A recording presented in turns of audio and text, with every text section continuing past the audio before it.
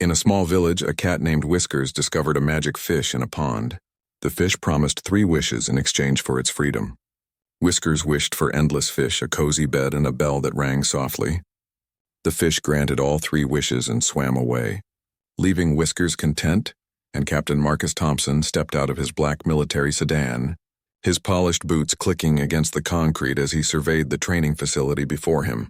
At 28 years old, he was the youngest captain in his division, and he wore that achievement like a badge of honor. His uniform was perfectly pressed, every metal gleaming in the morning sun, and his confidence radiated from every step he took. The military academy had been buzzing about his arrival for weeks.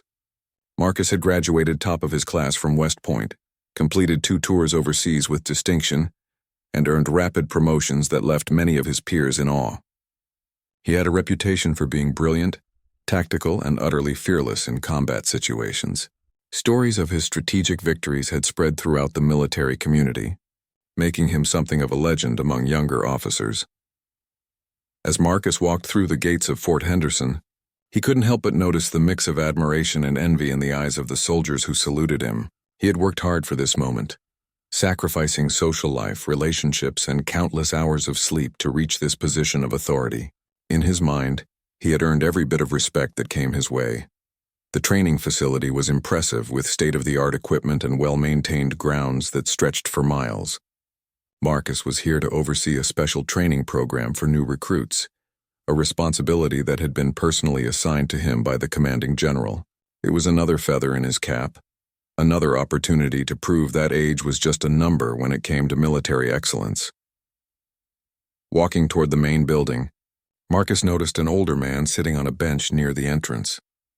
The man appeared to be in his 70s, wearing a faded military jacket that had seen better days. His hair was completely gray, and deep lines marked his weathered face. What caught Marcus's attention, however, was the fact that the old man didn't immediately stand and salute when he approached. The elderly veteran looked up slowly, his eyes meeting Marcus's with a calm, steady gaze. There was something about those eyes that seemed to hold decades of experience, but Marcus was too focused on protocol to pay much attention to that detail. In his world, respect was shown through proper military courtesy, and this old man was clearly failing to observe basic standards. Marcus felt a surge of irritation. He had worked too hard and achieved too much to be disrespected by someone who was obviously past his prime. The military was about discipline, order, and showing proper respect to those in command. This elderly man's casual demeanor struck Marcus as inappropriate and disrespectful. "Excuse me," Marcus said, his voice carrying the authority he had grown accustomed to using. "I'm Captain Thompson. When an officer approaches, the proper response is to stand and salute." The old man looked up at him with mild curiosity, as if studying something interesting. His expression remained calm and untroubled, which only served to increase Marcus's frustration. The veteran slowly rose from the bench, but his movements were deliberate and unhurried, lacking the sharp precision that Marcus expected from military personnel. "My apologies, Captain," the old man said quietly, his voice carrying a hint of something that Marcus couldn't quite identify. "I meant no disrespect." But Marcus was already building momentum, his pride wounded by what he perceived as insubordination. In front of other soldiers who were beginning to gather and watch the interaction, he felt the need to establish his authority clearly and decisively. He couldn't allow anyone to think that his youth made him weak, or that his rank could be ignored without consequence. This is exactly the kind of sloppy attitude that undermines military discipline. Marcus continued, his voice rising slightly. "I don't care how long you've been around this base or what you think you've accomplished in the past. When you see these bars on my uniform, you show proper respect." The gathering crowd of soldiers watched in uncomfortable silence as the young captain continued his lecture. Some of them shifted nervously, exchanging glances that Marcus interpreted as approval of his firm stance on military protocol. He was demonstrating leadership, showing everyone present that standards mattered regardless of a person's age or apparent experience. The old veteran listened quietly, his hands clasped behind his back in a posture that was somehow both relaxed and dignified. His eyes never left Marcus's face, but there was no anger or resentment in his expression. Instead, there seemed to be a kind of patient understanding, as if he had witnessed this type of situation many times before. "You may have served once upon a time," Marcus said. warming to his theme. But this is today's military. We have standards, protocols, and a chain of command that must be respected. I suggest you remember that during your time on this base. As Marcus spoke, he noticed that more soldiers had gathered to watch the confrontation. Some were young recruits who looked impressed by their captain's authority, while others were older non-commissioned officers whose expressions were harder to read. The attention only encouraged Marcus to continue, feeling that he was providing a valuable lesson in military bearing and respect for rank. The old man remained silent throughout the lecture, occasionally nodding slightly as if acknowledging the points being made. His calm demeanor was beginning to puzzle Marcus, who had expected either defensive arguments or immediate compliance. Instead, the veteran seemed almost serene, as if this public dressing down was nothing more than a minor inconvenience. Finally, Marcus felt he had made his point sufficiently clear. The old man had been properly educated about military courtesy, and the watching soldiers had witnessed their captain's commitment to maintaining standards. It was time to move on to more important matters like reviewing the training schedules and meeting with his staff. I trust I've made myself clear, Marcus concluded. Now, if you'll excuse me, I have actual military business to attend to. The old veteran nodded once more, his expression unchanged. As Marcus turned to walk away, confident that he had handled the situation with appropriate authority, he heard the old man's voice behind him, speaking just loudly enough for everyone present to hear clearly, purring in the sun. "Permission to speak, sir." The word stopped Marcus dead in his tracks. There was something in the old man's tone that was different now, something that carried weight and authority despite its quiet delivery. The phrase itself was proper military protocol, but the way it was spoken suggested depths that Marcus hadn't noticed before. Marcus turned around slowly, suddenly aware that the atmosphere around them had shifted dramatically. The soldiers who had been watching the confrontation with mild interest now stood at attention, their expressions serious and focused. Even the youngest recruits seemed to sense that something significant was happening, though they might not have understood exactly what. The old veteran was standing perfectly straight now, his posture transformed from the casual slouch Marcus had initially observed. His shoulders were squared, his spine rigid, and his hands positioned exactly as military bearing dictated. The change was so complete and sudden that it seemed like an entirely different person was standing before them. "You have the floor," Marcus said, trying to maintain his authoritative tone despite a growing sense of unease. Something about the old man's demeanor was setting off alarm bells in his mind, though he couldn't quite identify what was different. The veteran took a deep breath before speaking, his voice carrying clearly across the now silent training ground. "Captain Thompson, my name is Colonel James Harrison, United States Army, retired. I served for 37 years, including tours in Vietnam, Grenada, Panama, the Gulf War, and the early stages of Operation Enduring Freedom." The words hit Marcus like a physical blow. Colonel, the rank that outranked his own captain's bars by several levels. The extensive service record that spanned decades and multiple conflicts. The calm dignity that he had mistaken for disrespect suddenly made perfect sense, and Marcus felt his confidence begin to crumble. Colonel Harrison continued speaking, his voice steady and measured. "I retired from active duty 15 years ago, after commanding the 82nd Airborne Division. Since then, I've been working as a civilian consultant, helping to develop training programs for young officers like yourself." The gathered soldiers remained at attention, but Marcus could see the shock and recognition in their faces. Many of them clearly knew who Colonel Harrison was, and their expressions suggested a mixture of respect and horror at what they had just witnessed. Marcus realized that his public dressing down of a distinguished colonel had been observed by dozens of witnesses. "I was asked to come here today," the colonel went on, "to observe the new training protocols and provide feedback to the commanding general. I arrived early and was simply waiting for our scheduled meeting when you approached me." Marcus felt his face burning with embarrassment and shame. Every word the colonel spoke was like another nail in the coffin of his reputation. He had humiliated himself in front of his subordinates by lecturing a superior officer about military courtesy and respect. The irony was almost too painful to bear.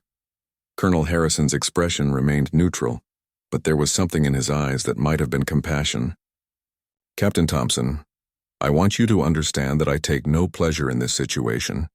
We've all made mistakes, especially when we were young and eager to prove ourselves.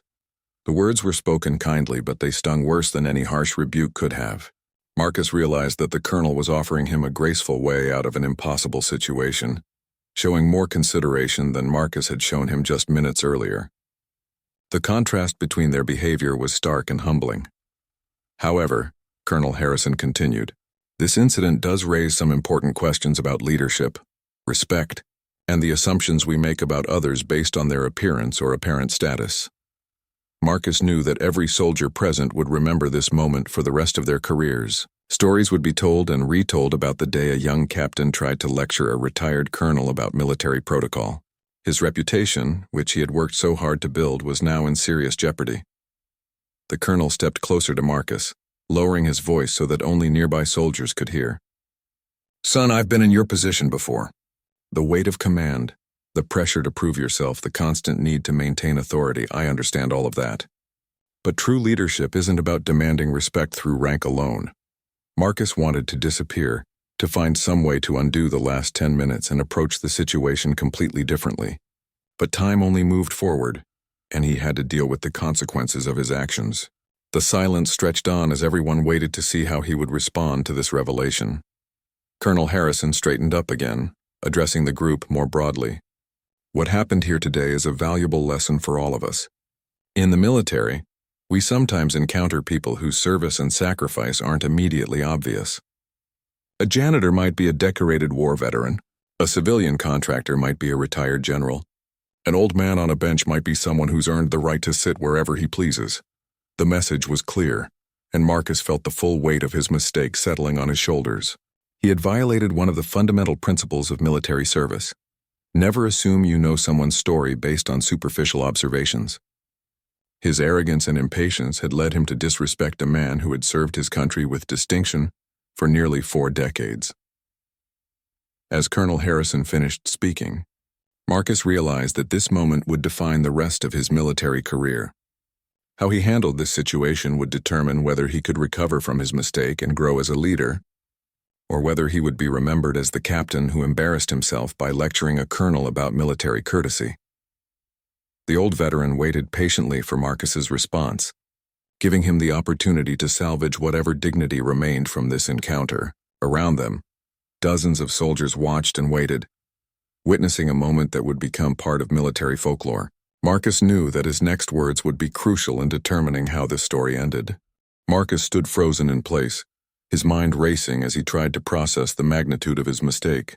The confident young captain who had walked onto the base that morning seemed like a different person now, replaced by someone who was rapidly learning the difference between authority and respect, between rank and wisdom.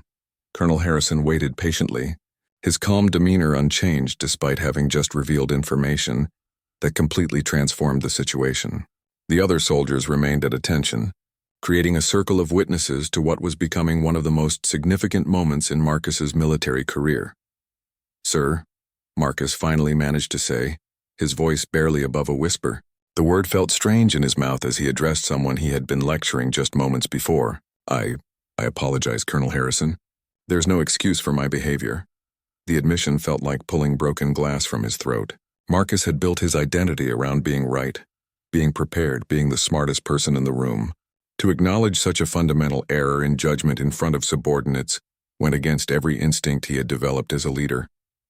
Colonel Harrison nodded slowly, acknowledging the apology without immediately accepting it.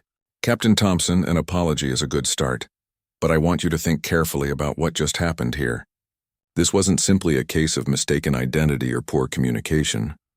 The colonel's words were measured and deliberate, each one carefully chosen to drive home the lesson he was trying to teach. Marcus could see that this was a man who had spent decades mentoring young officers, who understood exactly how to turn a moment of failure into an opportunity for growth. What you demonstrated here, Colonel Harrison continued, was a fundamental misunderstanding of what military leadership actually means. You saw someone you perceived as beneath you and immediately moved to assert dominance rather than showing basic human respect. Marcus felt his stomach tighten as the colonel's words hit their mark. He wanted to argue, to explain that he had simply been trying to maintain proper military protocol, but he knew that any excuse would only make the situation worse. The truth was uncomfortable but undeniable. "In my 37 years of service," the colonel said, his voice carrying the weight of experience, "I've learned that the measure of a leader isn't how they treat their superiors or their equals. It's how they treat those they perceive as having less power than themselves." The gathered soldiers listened intently, recognizing that they were witnessing something more valuable than any formal training session. This was real-world leadership education, delivered by someone who had earned the right to speak with authority on the subject. Marcus began to understand that his mistake went deeper than simply failing to recognize a superior officer. He had revealed something ugly about his character, something that would need to be addressed if he wanted to become the kind of leader his soldiers deserved. "Sir," Marcus said, struggling to find the right words, "how do I fix this? How do I come back from something like this?" The question hung in the air between them, and Marcus could see that Colonel Harrison was considering his response carefully. The older man's expression suggested that he had faced similar situations before, both as a young officer making mistakes and as a senior leader helping others learn from theirs. "That depends entirely on you, Captain," Colonel Harrison replied. "Some officers would try to minimize this incident, make excuses, or blame it on stress or misunderstanding. Others would learn from it and use it as a foundation for becoming better leaders." Marcus knew which category he wanted to fall into, but he also understood that good intentions wouldn't be enough. Real change would require honest self-examination and a willingness to confront uncomfortable truths about his approach to leadership and respect. The soldiers who witnessed this exchange will be watching to see how you handle yourself going forward, the colonel continued. They'll be looking for signs that you've learned something meaningful from this experience, or evidence that you're just trying to save face. The weight of that observation settled heavily on Marcus's shoulders. He realized that his reputation wasn't just damaged. It was now under a microscope. Every interaction, every decision, every display of leadership would be scrutinized by people who had seen him at his worst. Colonel Harrison glanced around at the assembled soldiers before returning his attention to Marcus. "I'm going to give you an opportunity that not everyone gets when they make a mistake of this magnitude. I'm going to keep this incident between us and these witnesses, rather than reporting it to your commanding officer." Marcus felt a surge of relief, followed immediately by confusion. Why would the colonel show such mercy to someone who had publicly disrespected him? The kindness seemed almost too generous to accept. "However," Colonel Harrison continued, "there are conditions. You're going to spend the next 2 weeks working directly with me, learning about real leadership, real respect, and what it means to serve others rather than yourself." The proposal was unexpected, and Marcus wasn't entirely sure what it would involve. But he knew without hesitation that he would accept whatever the colonel offered. This was his chance to salvage his career and, more importantly, to become the kind of officer he had always claimed to be. "During that time," the colonel added, "you'll also be helping me evaluate your fellow officers and the training programs here. You'll see firsthand how real leaders conduct themselves, and you'll have the opportunity to practice what you learn." Marcus nodded eagerly, grateful for any chance to prove that he could grow from this experience. He understood that the colonel was offering him something precious, a second chance and the mentorship to make the most of it. "Yes, sir," Marcus said, his voice stronger now. "I accept your conditions, and I want you to know that I'm committed to learning from this mistake." Colonel Harrison studied Marcus's face for a long moment, perhaps trying to determine whether the young captain's commitment was genuine or simply motivated by self-preservation. Whatever he saw seemed to satisfy him, because he nodded once and extended his hand. The next morning, Marcus arrived at the base an hour earlier than required, determined to show Colonel Harrison that he was serious about making changes. He had spent most of the previous night replaying the humiliating encounter, analyzing every word and gesture that had led to his downfall. Sleep had been difficult, interrupted by moments of cringing embarrassment as he remembered the shocked faces of the soldiers who had witnessed his mistake. Colonel Harrison was already waiting, in the small office that had been assigned to him for his consultation work. The space was spartanly furnished with just a desk, 2 chairs, and a wall covered with maps and training schedules. What struck Marcus immediately was how comfortable the colonel seemed in this modest environment, showing none of the ego or need for impressive surroundings that Marcus had always associated with high-ranking officers. "Good morning, Captain," Colonel Harrison said, looking up from a stack of personnel files he had been reviewing. "I appreciate your punctuality. Today we're going to start with something fundamental that many young officers never learn properly." Marcus took the offered seat, pulling out a notebook to record whatever wisdom the colonel was about to share. He was prepared for lectures on military strategy, discussions of leadership theory, or analysis of historical battles. What he wasn't prepared for was the colonel's first instruction. "We're going to spend the morning in the enlisted men's mess hall," Colonel Harrison said, standing up and putting on his jacket. "You're going to serve breakfast to the soldiers, and more importantly, you're going to listen to them." The suggestion caught Marcus off guard. Serving food to enlisted personnel wasn't typically part of a captain's duties, and he wasn't sure what lesson the colonel was trying to teach. But he had committed to following the older man's guidance, so he simply nodded and followed him out of the office. The mess hall was already bustling with activity when they arrived. Hundreds of soldiers were moving through the serving line, grabbing trays and finding seats at long tables that filled the large room. The noise level was considerable, with conversations, laughter, and the clatter of dishes creating a constant din that spoke to the energy and camaraderie of military life. Colonel Harrison led Marcus to the serving area, where kitchen staff were ladling out portions of eggs, bacon, and toast to the passing soldiers. The colonel picked up an apron and tied it around his waist, then handed another one to Marcus. "For the next 2 hours," the colonel explained, "you're not Captain Thompson. You're just another person here to make sure these soldiers get fed properly. Listen to what they talk about, observe how they interact with each other, and pay attention to their concerns." Marcus felt awkward at first, unsure how to handle the serving utensils and uncertain about the appropriate level of interaction with the soldiers. Many of them recognized him from the previous day's incident, and their reactions ranged from barely concealed amusement to respectful confusion about why their captain was serving them breakfast. But as the morning progressed, something interesting began to happen. Removed from the formal structure of rank and protocol, Marcus started to see his soldiers as individuals rather than just members of his command.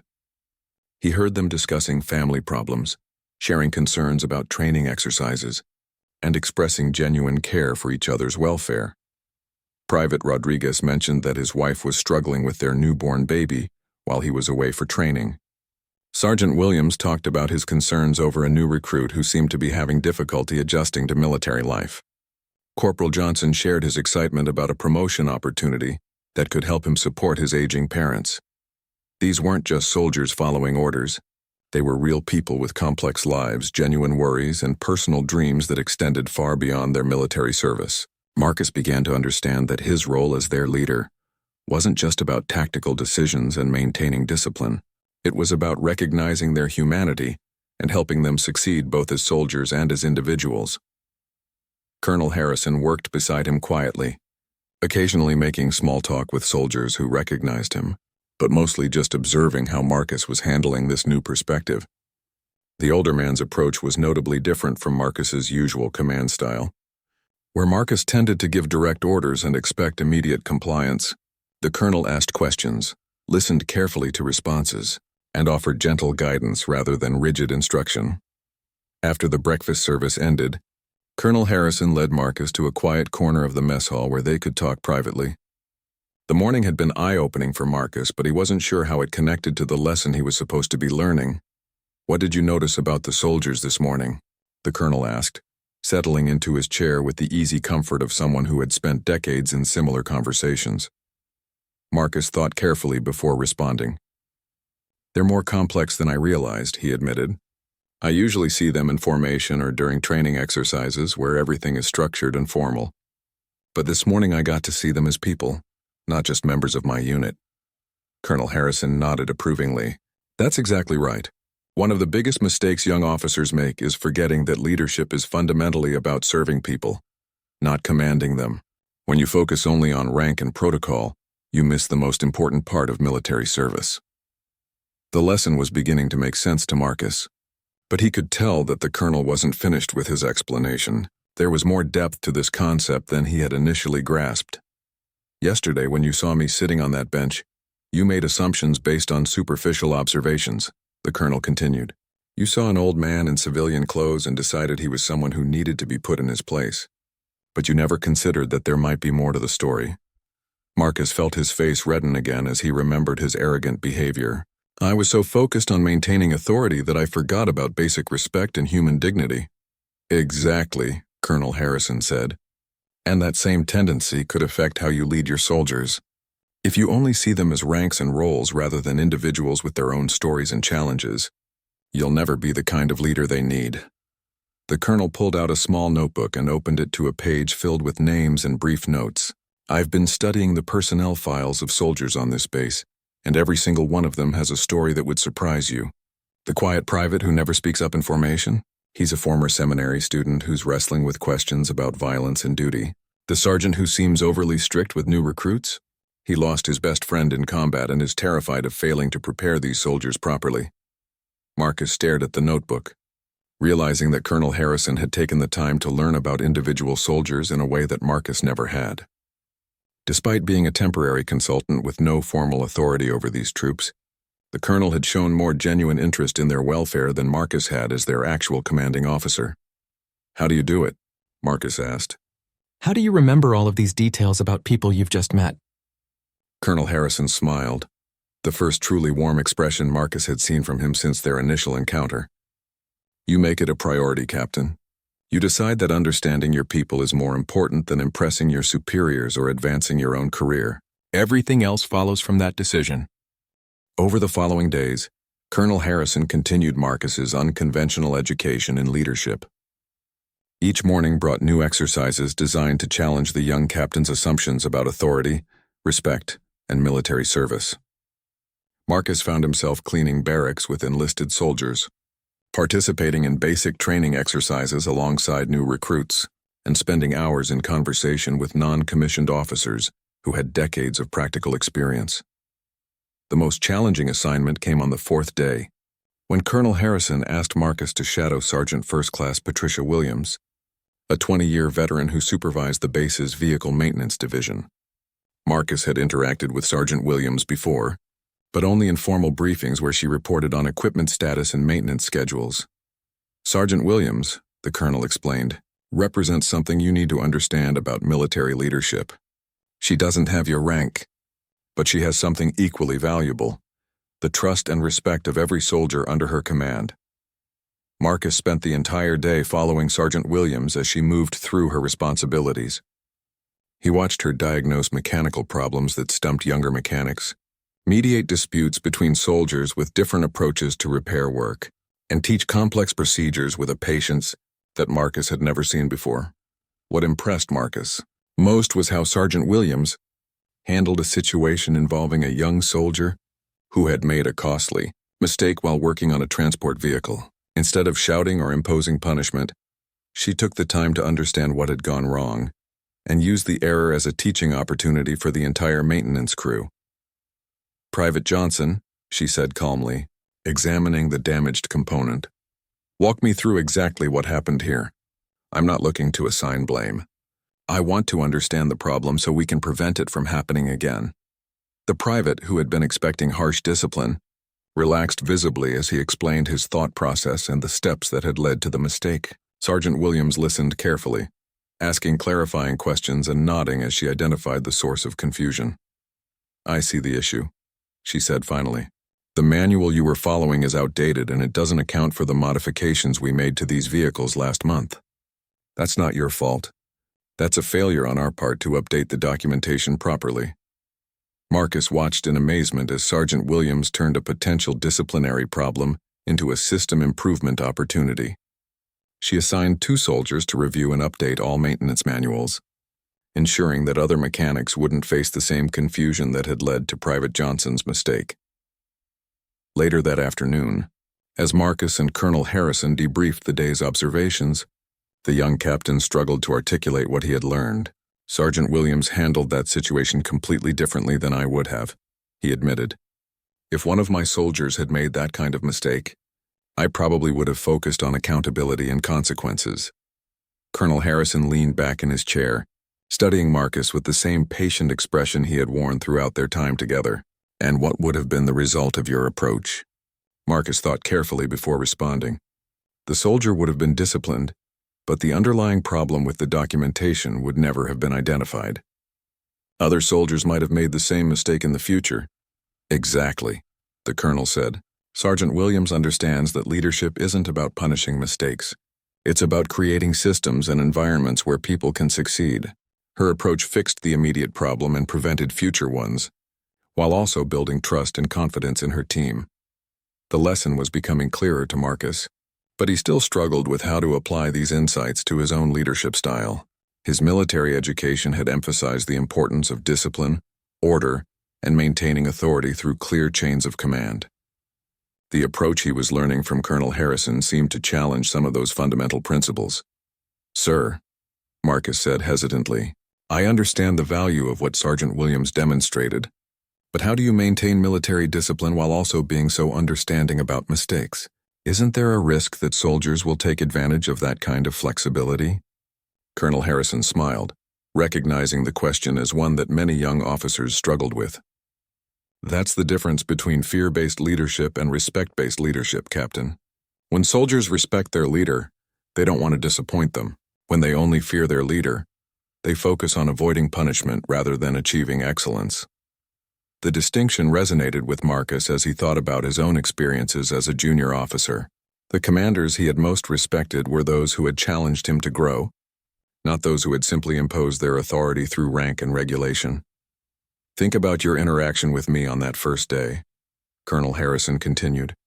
"You tried to use fear-based leadership, demanding respect based solely on your rank, but that approach backfired because it was based on assumptions rather than understanding."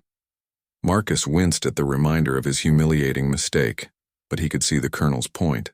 His attempt to assert dominance had revealed his own insecurity and lack of confidence, ultimately undermining the authority he had been trying to establish. "Now think about how Sergeant Williams handled Private Johnson's mistake," the colonel went on. "She could have used her authority to punish him, but instead she used the situation to build trust, solve problems, and strengthen her team. Which approach do you think creates more lasting respect?" The answer was obvious, but Marcus found himself wondering whether he had the skills and temperament to lead the way Sergeant Williams did. Her approach required patience, wisdom, and a genuine concern for her soldiers' welfare that went beyond simply completing missions and following orders. "How do I develop that kind of leadership ability?" Marcus asked. "How do I become the kind of officer that soldiers want to follow rather than just someone they have to obey?" Colonel Harrison stood up and walked to the window, looking out at the training grounds where soldiers were conducting evening exercises. "It starts with changing your perspective on what leadership actually means, Captain. Instead of thinking about how to make soldiers do what you want, start thinking about how to help them become the best versions of themselves." The concept was simple in theory but complex in practice. Marcus realized that it would require him to fundamentally reconsider his approach to every aspect of his command responsibilities, from daily interactions with subordinates to long-term strategic planning.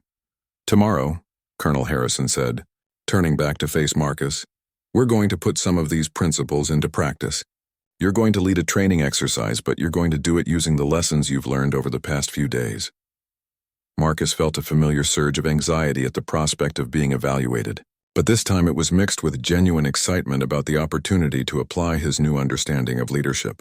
He was beginning to see that real authority came not from rank or regulations, but from earning the trust and respect of the people you were privileged to lead.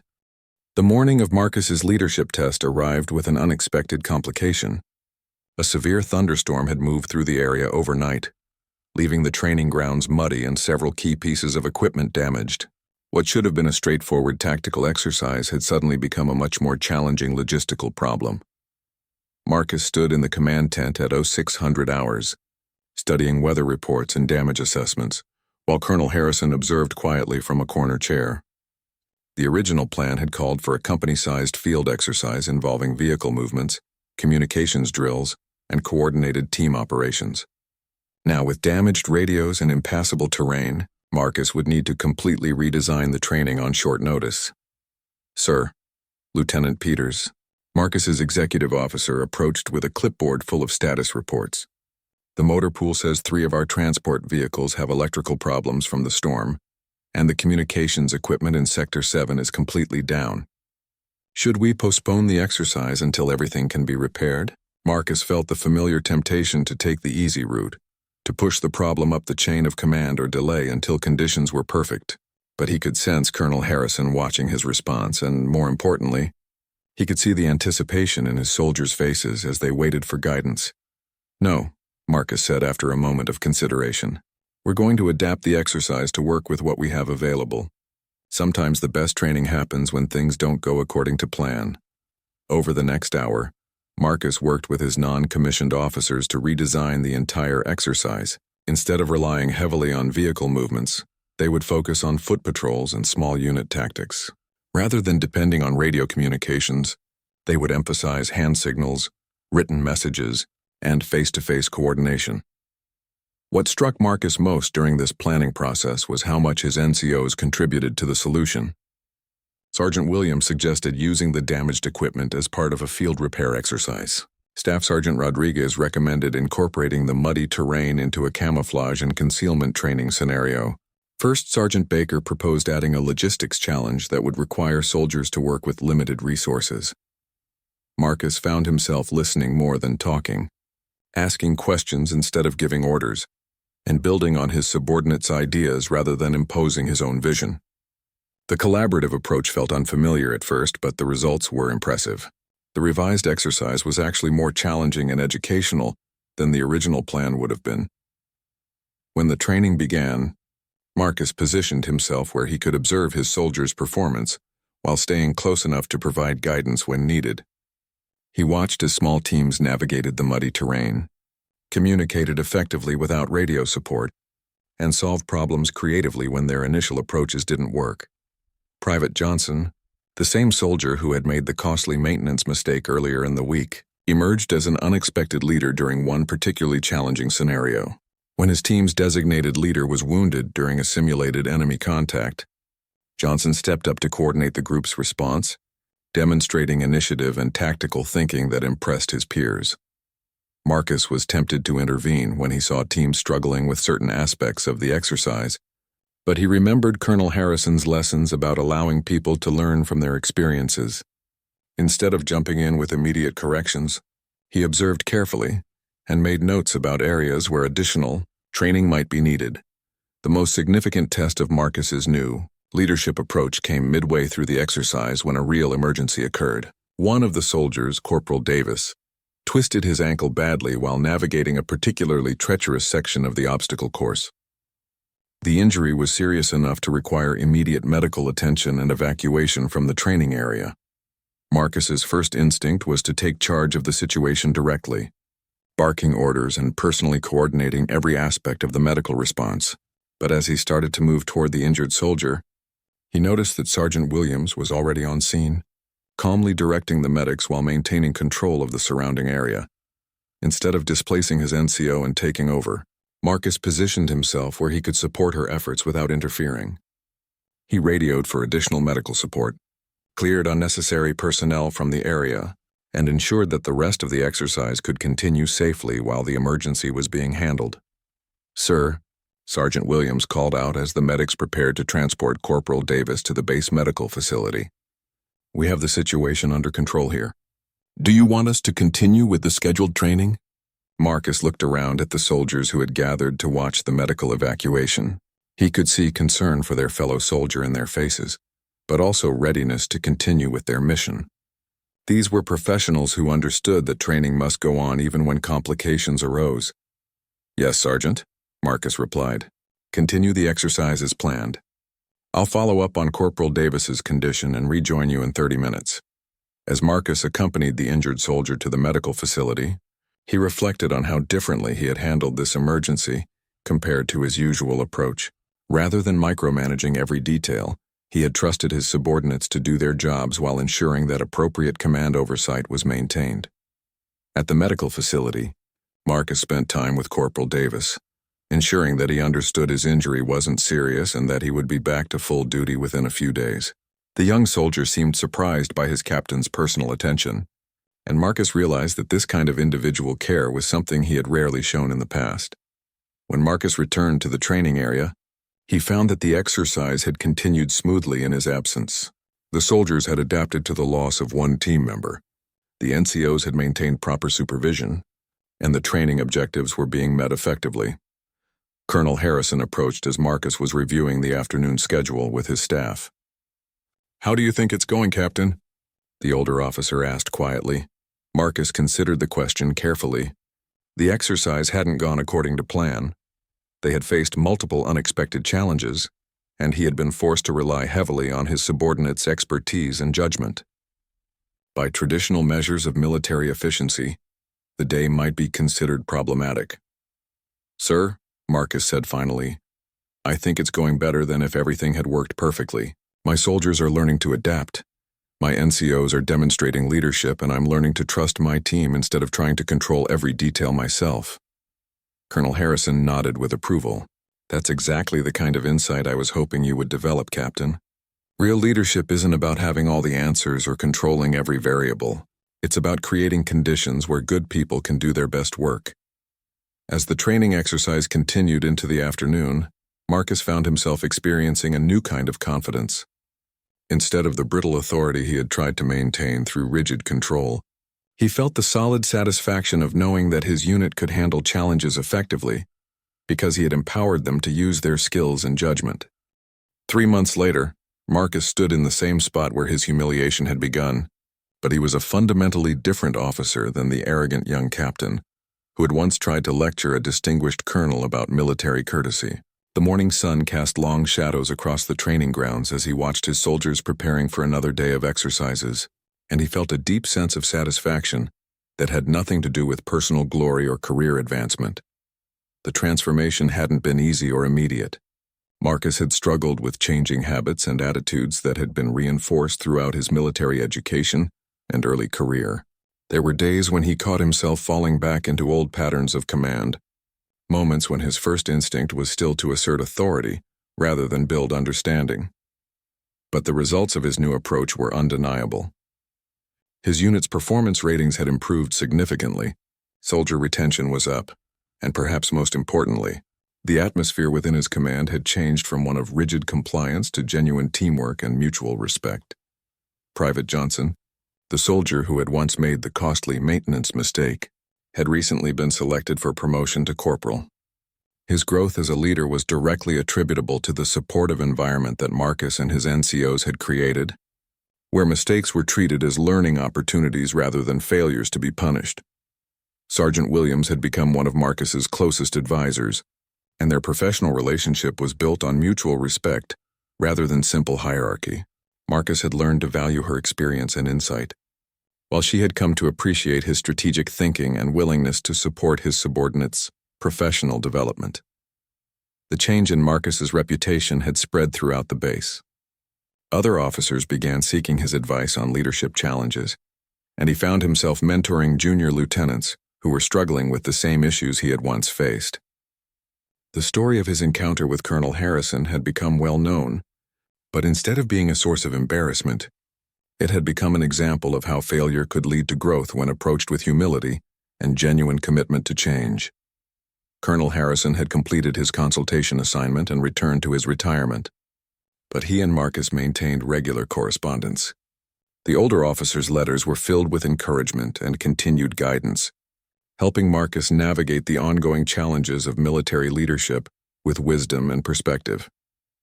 On this particular morning, Marcus was preparing to welcome a new group of recently commissioned lieutenants who would be joining his unit for their first assignment as platoon leaders. As he reviewed their personnel files, he remembered his own early days as a young officer, full of enthusiasm and confidence but lacking the deeper understanding of leadership that only comes through experience and, sometimes, failure. "Sir," Lieutenant Peterson approached with the day's schedule. "The new officers are scheduled to arrive at 900. Do you want me to conduct the initial briefing, or would you prefer to handle it yourself?" Marcus looked up from the files, considering the question. His old approach would have been to handle everything personally, to ensure that his authority was established immediately and that every detail met his exacting standards. But his new understanding of leadership suggested a different approach. "I'll handle the welcome and overview," Marcus said, "but I want you to brief them on unit procedures and daily operations. You know that material better than anyone. and it will give them a chance to see the kind of professional expertise we have in our officer corps." Lieutenant Peterson smiled, clearly pleased by the confidence Marcus was showing in his abilities. This was the kind of leadership development that had become a hallmark of Marcus's command style, creating opportunities for his subordinates to grow while ensuring that important responsibilities were handled effectively. When the new lieutenants arrived, Marcus gathered them in the same briefing room where Colonel Harrison had first begun his education in real leadership. Looking at their eager young faces, he saw himself as he had been just months earlier, intelligent, dedicated, but lacking the wisdom that comes from understanding the human dimension of military service. "Welcome to Fort Henderson," Marcus began, his voice carrying the authority of his rank, but also the warmth of genuine concern for their success. "You're about to begin what I hope will be a rewarding and educational assignment, but I want to start by sharing something important about leadership that isn't always covered in officer training." He paused, looking around the room at the attentive faces of the new officers. Military leadership isn't primarily about commanding obedience or maintaining discipline through authority. It's about serving the people under your command, helping them achieve their potential, and creating conditions where everyone can contribute their best efforts to our mission. One of the lieutenants raised his hand. "Sir, how do you balance that approach with the need to maintain military standards and discipline?" Marcus smiled, remembering when he had asked Colonel Harrison a very similar question. "That's an excellent question, Lieutenant, and it goes to the heart of effective leadership. You'll find that soldiers who trust and respect their leaders are actually more disciplined and more committed to maintaining high standards than those who simply fear punishment." Over the next hour, Marcus shared the lessons he had learned from Colonel Harrison, from Sergeant Williams, and from his own mistakes and growth. He talked about the importance of listening to subordinates, learning from experienced NCOs, and treating every soldier as an individual rather than just a rank or a role. "I want to tell you about something that happened to me when I first arrived at this base," Marcus said, as the briefing drew to a close. "I made a significant mistake that taught me more about leadership than any classroom instruction ever had." He went on to describe his encounter with Colonel Harrison, leaving out no detail of his own arrogance and the humiliation that had followed. The new lieutenants listened with fascination and growing understanding, as Marcus explained how that moment of failure had become the foundation for his growth as a leader. "The point of sharing this story," Marcus concluded, "isn't to embarrass myself or to suggest that making mistakes is good. The point is that real leadership requires humility, continuous learning, and the courage to admit when you're wrong and commit to doing better." After the briefing ended and the new officers had been assigned to their units, Marcus walked out to the same bench where Colonel Harrison had been sitting on that fateful morning. He often came here when he needed to think, using the location as a reminder of how much he had learned and how much he still had to learn. A young private approached hesitantly, clearly wanting to speak but uncertain about interrupting an officer's contemplation. Marcus looked up with a welcoming expression, remembering how intimidating senior officers had seemed when he was an enlisted soldier. "What can I do for you, Private Williams?" Marcus asked, recognizing the soldier from recent training exercises. "Sir," the private said, "I wanted to thank you for the recommendation you wrote for my college application. The acceptance letter came yesterday, and I'll be able to start classes next semester while continuing my military service." Marcus felt a warm sense of satisfaction at the news. Supporting his soldiers' educational and personal goals had become one of his highest priorities, understanding that their success reflected positively on the entire unit.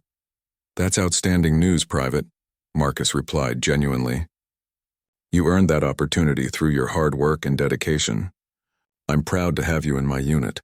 As the young soldier walked away with obvious pride and gratitude, Marcus reflected on how much his definition of success had changed. Instead of measuring his worth by personal achievements and recognition, he now found his greatest satisfaction in the growth and success of the people he was privileged to lead. The morning sun climbed higher in the sky, and Marcus could hear the sounds of training exercises beginning across the base. Soldiers were learning, growing, and preparing themselves for whatever challenges they might face in service to their country. And Marcus knew that he was finally the kind of leader they deserved. One who had learned that true authority comes not from demanding respect, but from earning it through service, humility, and genuine care for others.